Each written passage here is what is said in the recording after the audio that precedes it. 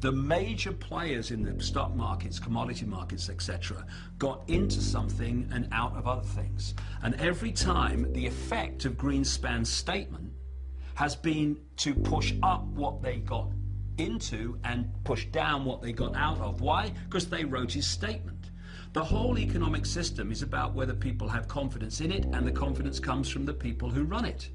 And so what we're going to see, and we've started to see this with Greenspan, is we're going to see more and more negative statements about the economy, and we're going to see a breaking of confidence in it, and therefore we're going to see its demise, its collapse. Now this won't collapse catastrophically for the elite, because people say to me, well, why would these elite people, why would they crash the stock market when they had lots of money in it? Well, if you know a stock market is going to crash, or a commodity is going to crash because you're the one who's going to crash it, then what do?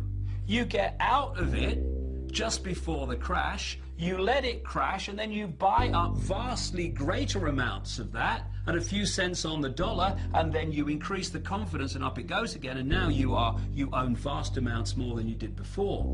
There was the famous infamous story of the Rothschilds at the time of the Battle of Waterloo, when the Rothschilds put out the false rumor in the London financial district that Britain had lost the Battle of Waterloo.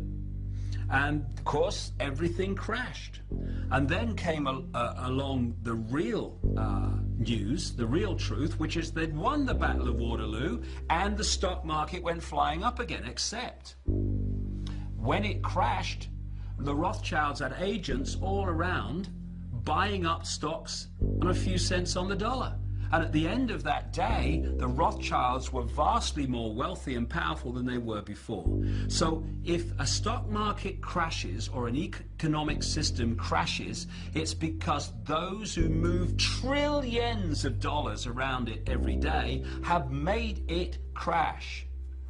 And in a world where money is king, where money decides choice, where money decides life possibility, what greater way of creating chaos and fear than a collapse of the economy? And we're already seeing that happen. It works like this. This is how the economic system has worked for centuries, and still being applied today. It's real simple, and this is how the elite few have trawled the wealth of the world and created booms and busts at will.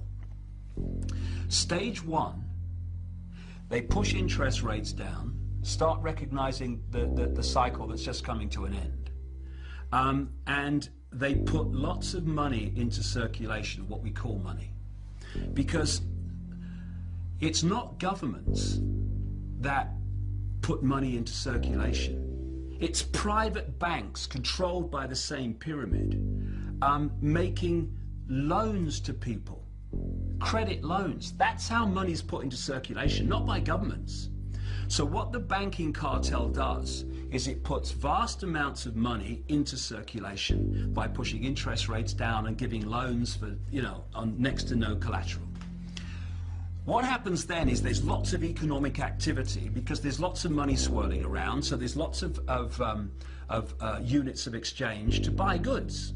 So what happens is people get more confident, they take out more debt themselves, because we can have a bigger house now, darling. The economy's doing so well, we'll have a bigger car, we'll have 2 holidays, vacations a year now, or 3 maybe, because we're doing ever so well.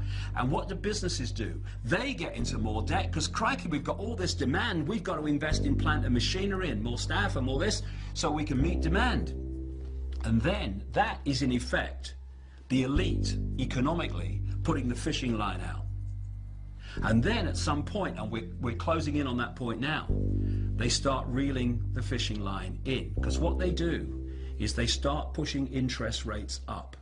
Now what happens is lots of money that was circulating here, buying things and creating economic activity, is now going out of the economy to pay increased interest rates on the debts that people have. As a result of that, there's fewer things being bought and sold. Companies don't need as many people working for them. They're now stuck with all this debt and all this plant and machinery that they had that they don't need anymore. People can no longer pay their mortgages, so now there's a problem with the mortgage companies, and they have a problem because they've got to lose their home. And as more and more people do that, the value of homes goes down until eventually it's a point where they're worth less than you actually paid for them. And what we're seeing then is a bust being manipulated. And it's happening for one reason and one reason only.